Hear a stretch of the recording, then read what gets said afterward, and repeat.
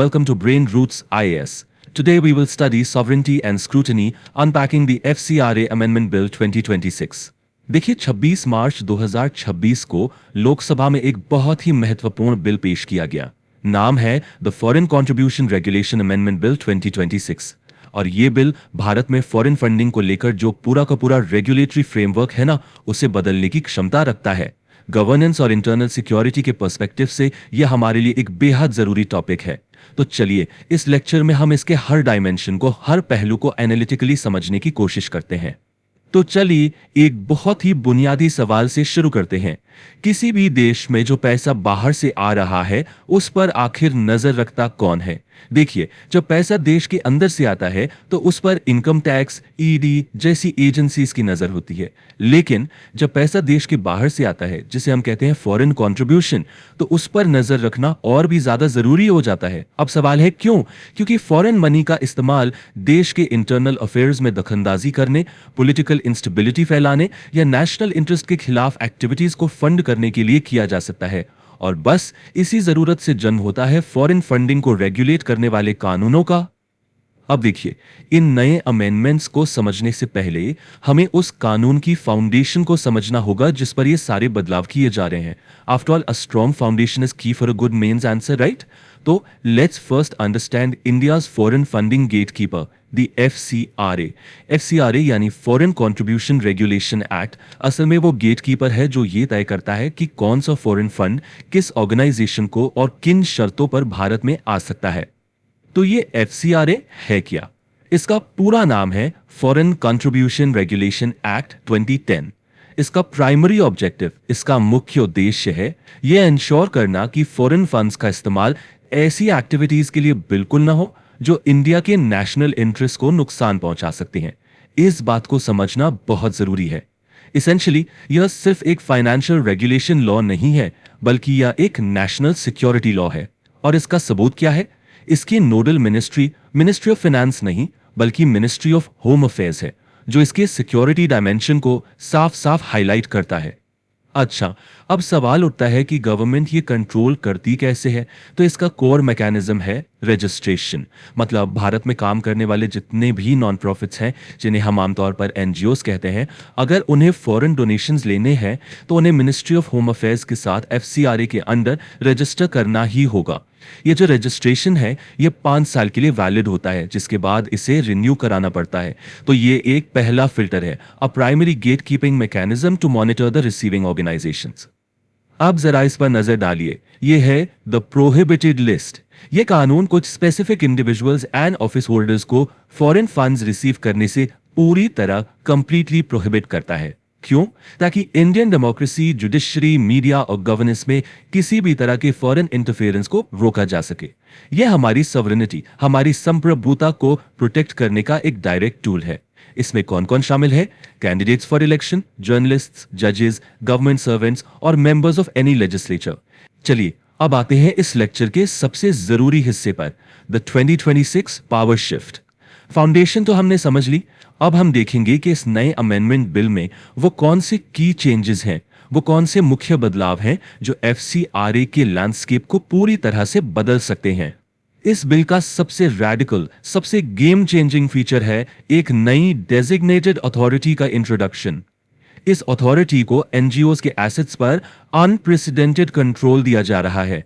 इस शब्द पर ध्यान दीजिए, अनप्रेसिडेंटेड, मतलब ऐसा कंट्रोल एफसीआरए के इतिहास में पहले कभी नहीं था।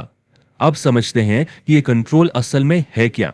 तो इस डेजिग्नेटेड अथॉरिटी की पावर्स क्या है? चलिए इसे स्टेप बाय स्टेप समझते हैं। फर्स्ट, ट्रिगर पॉइंट क्या है? किसी एनजीओ का एफसीआरए रजिस्ट्रेशन कैंसिल हो जाना। सेकंड, जैसे ही रजिस्ट्रेशन कैंसिल होता है, यह अथॉरिटी उस एनजीओ के फॉरेन फंड से क्रिएट किए गए एसेट्स पर कंट्रोल कर लेगी। थर्ड, सिर्फ कंट्रोल ही नहीं, अथॉरिटी इन एसेट्स को मैनेज या सेल भी कर सकती है। And finally, the fourth and most crucial step, asset sale से जो भी पैसा मिलेगा, जो प्रोसीड्स होंगे, उन्हें सीधे कंसोलिडेटेड फंड ऑफ इंडिया में डिपॉजिट कर दिया जाएगा। ये एक बहुत बहुत बड़ा पावर शिफ्ट है। अच्छा, बिल का एक और पहलू है रैशनलाइजेशन ऑफ पेनल्टीज। गवर्नमेंट इसे डीक्रिमिनलाइजेशन की दिशा में एक कदम बता रही है। जैसा कि आप देख सकते हैं, कुछ एफसीआरए वायलेशंस के लिए जो मैक्सिमम पेनल्टी थी उसे 5 साल इंप्रिजनमेंट से घटाकर 1 साल कर दिया गया है। The core idea is to replace jail time with monetary penalties for minor और टेक्निकल नॉन कंप्लायंस, मतलब ताकि जेन्युइन मिस्टेक्स के लिए ऑर्गेनाइजेशंस को क्रिमिनल प्रोसीडिंग्स का सामना न करना पड़े। अगला प्रोविजन है the prior approval shield. Bill के अनुसार अब किसी भी एफसीआरए वायलेशन की क्रिमिनल इन्वेस्टिगेशन शुरू करने से पहले सेंट्रल गवर्नमेंट का अप्रूवल लेना मैंडेटरी होगा। The key take away here is कि ये लॉ एनफोर्समेंट एजेंसीज के ऊपर एग्जीक्यूटिव ओवरसाइट की एक नई लेयर ऐड करता है। इसका सीधा मतलब यह है कि पुलिस या कोई और एजेंसी अब सीधे एफआईआर दर्ज करके इन्वेस्टिगेशन शुरू नहीं कर सकती। इसके बाद बिल की फंक्शनरी की डेफिनेशन को एक्सपैंड करता है, मतलब इसके दायरे को बढ़ाता है। इसमें अब डायरेक्टर्स, पार्टनर्स, ट्रस्टीज और ऑफिस बेरर्स को क्लियरली इंक्लूड किया गया है। Importantly, any individual controlling the organisations affairs भी इसके स्कोप में आएगा। इसका डायरेक्ट इंपैक्ट क्या है? पर्सनल लायबिलिटी का बढ़ना। अब सिर्फ ऑर्गेनाइजेशन ही नहीं, बल्कि ये इंडिविजुअल्स भी सीधे ऑर्गेनाइजेशन के फाइनेंशियल ट्रेल के लिए अकाउंटेबल होंगे। अब जब हमने बिल की प्रोविजन समझ लिए हैं, तो चलिए इसके लीगल एंड कॉन्स्टिट्यूशनल एनालिसिस पर चलते हैं। अब constitutional stress test. UPSC mains में आपसे सिर्फ प्रोविजंस नहीं पूछे जाते, बल्कि उनका क्रिटिकल एनालिसिस पूछा जाता है। और यह बिल कुछ बहुत ही क्रिटिकल लीगल क्वेश्चंस खड़े करता है, जिनकी वजह से इस पर इतनी डिबेट हो रही है। सबसे पहला सवाल उठता है कॉन्स्टिट्यूशन के आर्टिकल 300A को लेके। ये क्या कहता है? No person shall be deprived of his property save by authority of law. याद रखिए, 44th अमेंडमेंट एक्ट के बाद राइट टू प्रॉपर्टी अब एक फंडामेंटल राइट नहीं है, लेकिन ये अभी भी एक इंपॉर्टेंट कॉन्स्टिट्यूशनल राइट है। इसका मतलब यह है कि सरकार आपकी प्रॉपर्टी ले तो सकती है, लेकिन सिर्फ अथॉरिटी ऑफ लॉ के तहत, यानी एक fair and just legal procedure के जरिए ही।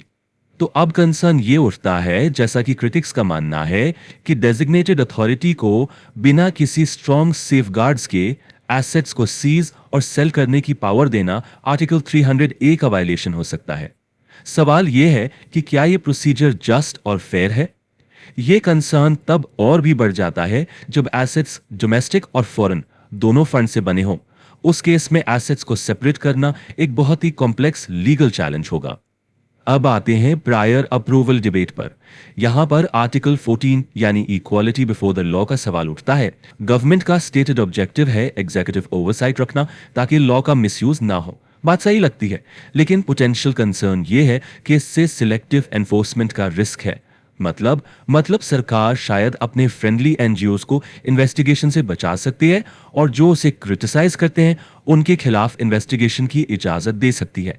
This could undermine the principle of equality before the law. ये एक और की लीगल कॉन्सेप्ट को जन्म देता है, reverse burden of proof. Generally criminal law का प्रिंसिपल क्या होता है?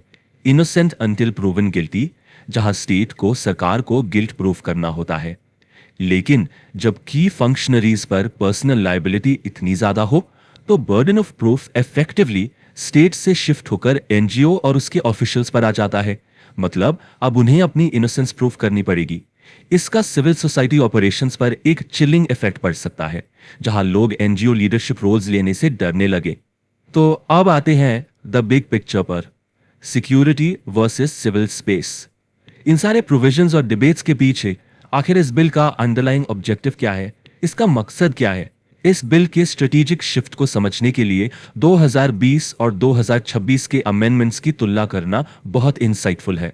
देखिए, 2020 का जो अमेंडमेंट था वो एनजीओज के बीच मनी के फ्लो को रेगुलेट करने पर फोकस था। इसने सब ग्रांटिंग को रोक दिया था। जबकि 2026 का बिल एनजीओ की एंड ऑफ लाइफ पर फोकस कर रहा है, यानी जब ऑर्गेनाइजेशन एफसीआरए कंप्लाइंट नहीं रहती तब उसके एसेट्स का क्या होगा, उसे रेगुलेट करना। So it's a shift from regulating the flow to regulating the stock. Ultimately government का स्टेटेड गोल एकदम क्लियर है, अनरेगुलेटेड फॉरेन इन्फ्लुएंस के खिलाफ एक जीरो टॉलरेंस पॉलिसी, और जिसे वो एनजीओ बिजनेस कहती है उसे हाईली अकाउंटेबल बनाना, ताकि नेशनल इंटरेस्ट के खिलाफ कोई भी एक्टिविटी ना हो सके। The aim is to create a robust deterrent against any misuse of foreign funds. तो आखिर में सवाल यही उठता है कि रेगुलेशन और ओवररीच के बीच की वो फाइन लाइन, वो बारीक रेखा कहाँ है? नेशनल सिक्योरिटी को सेफगार्ड करना बेहद जरूरी है, लेकिन सिविल सोसाइटी के स्पेस को श्रिंक किए बिना ये कैसे किया जाए? एक डेमोक्रेसी के लिए सही बैलेंस क्या है? ये सवाल इस पूरी डिबेट के केंद्र में है, और एक सिविल सर्वेंट के तौर पर आपको इसी बैलेंस को फाइंड करना होगा। If you found this lecture helpful, like, share and subscribe to the channel.